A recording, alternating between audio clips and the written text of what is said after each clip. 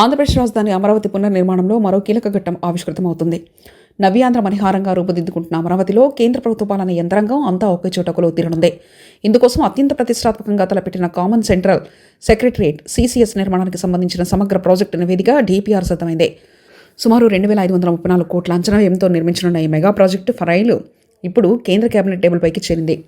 కేంద్ర ప్రభుత్వం ఈ ప్రాజెక్టును 2 ప్రధాన విభాగాలుగా విభజించింది. కేంద్ర సచివాలయాన్ని 1,299.08 కోట్లతో అత్యాధునిక హంగులతో కార్యాలయ భవనాలను నిర్మిస్తారు. ఇక్కడ వివిధ కేంద్ర ప్రభుత్వ శాఖలకు చెందిన ప్రాంతీయ కార్యాలయాలు, అనుబంధ సంస్థలు కొలువుదీరుతాయి. అలాగే అమరావతిలో పనిచేసే కేంద్ర ప్రభుత్వ ఉద్యోగుల కోసం 1,234.91 కోట్లతో భారీ నివాస సముదాయాలను నిర్మించనున్నారు. ఇవన్నీ బహుళ అంతస్తుల భవనాలుగా రూపుదిద్దుకోనున్నాయి.